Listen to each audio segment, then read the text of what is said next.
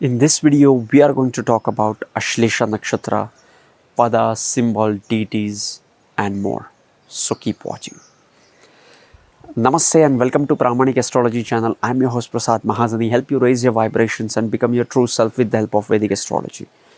Before we start talking about Ashlesha Nakshatra, if you want to learn Vedic Astrology step by step, if you want to learn Vedic Astrology without spending thousands of dollars on astrology courses, and even if you have no background in Vedic astrology, I have 33 days Vedic astrology bootcamp wherein you will learn Vedic astrology step by step.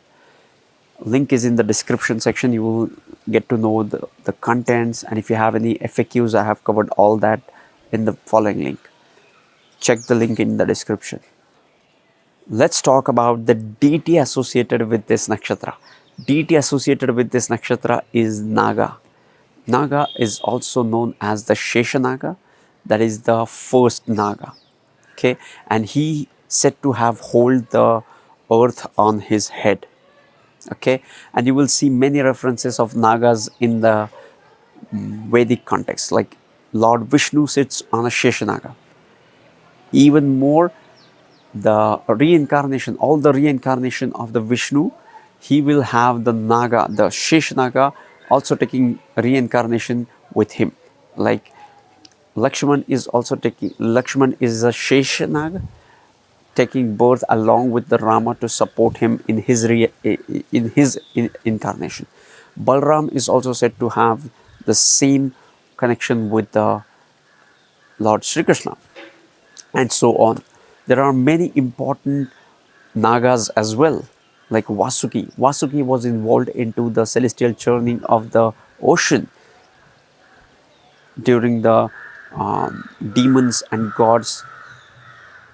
We talked about this when we talked about the Rahu Ketu creation, like how did Rahu Ketu came into existence, the Swarabhanu story.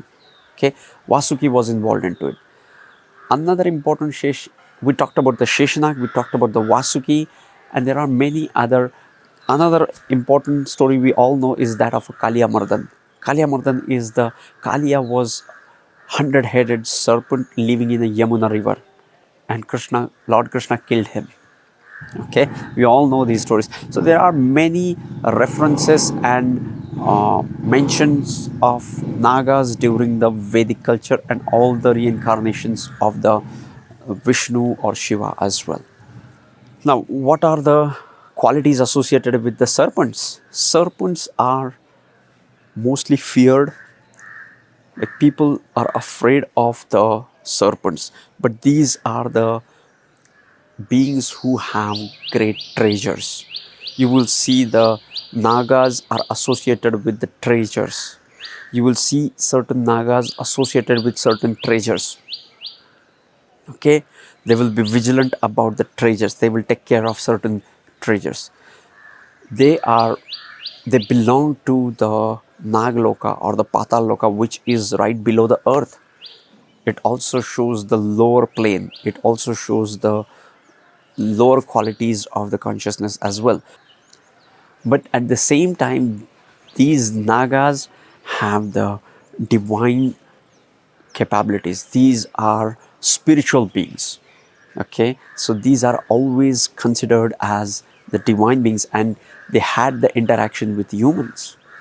Patanjali Maharshi, you will see that he is also a half snake and half human, and he has the spiritual secrets. He wrote the Yoga Sutra, the Patanjali Yoga Sutra.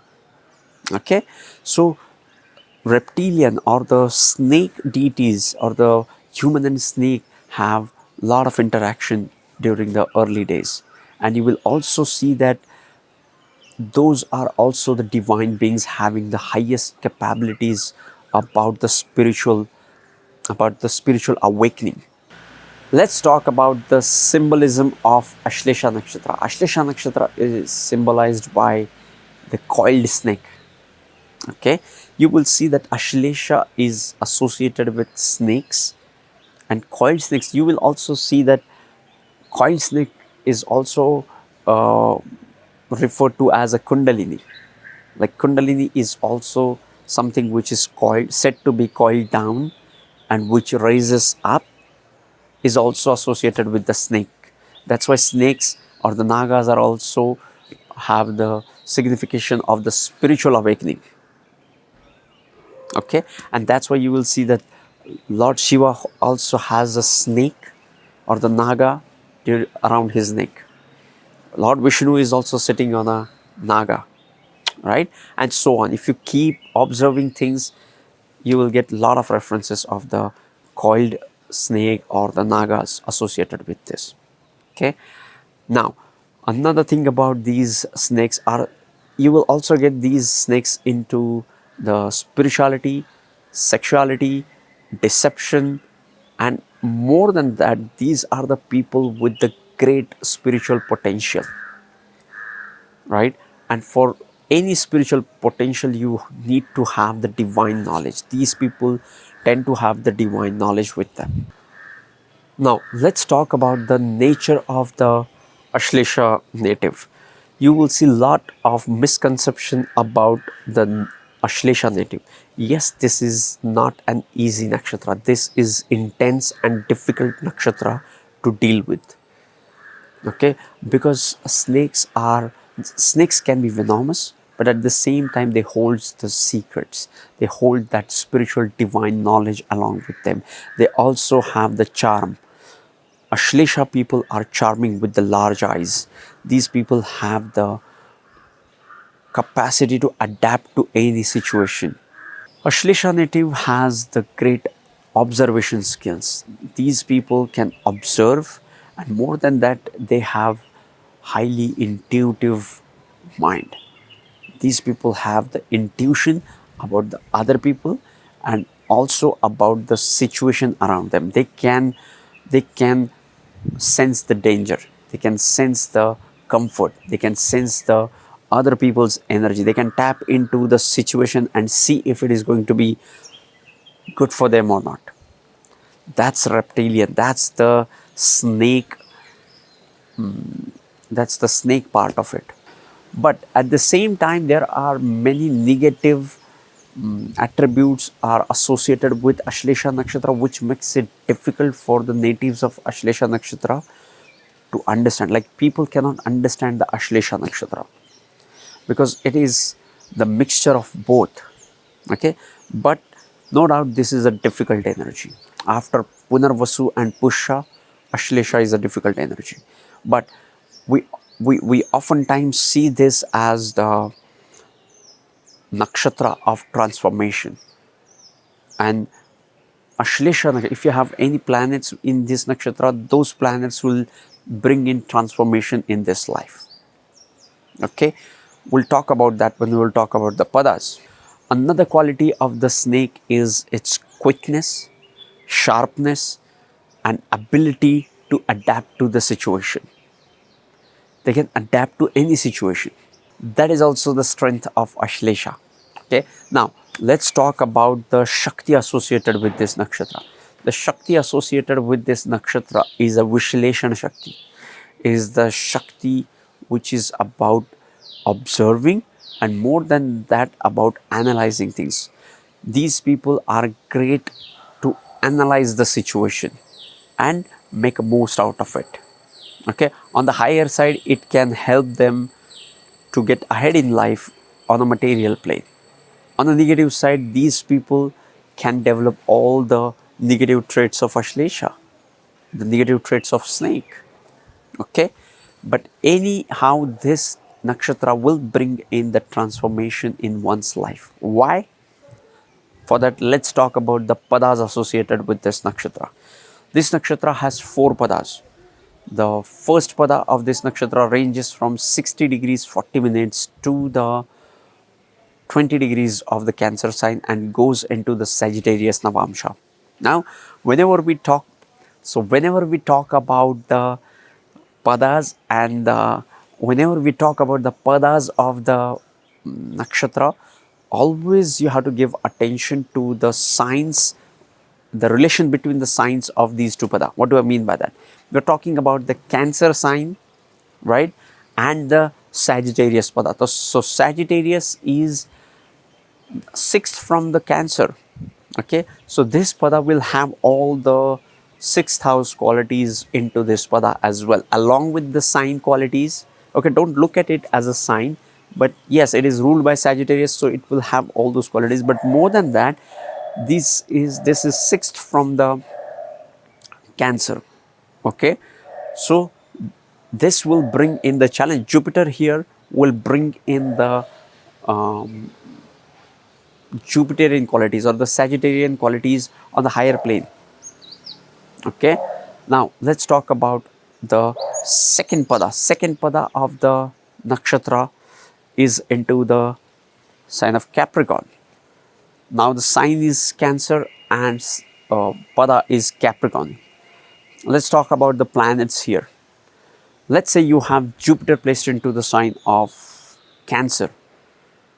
So in D1 it will be in Cancer. In D9 it will go into the sign of Capricorn, that is the sign of debilitation. So this is a kind of a transformation from the exaltation to the debilitation.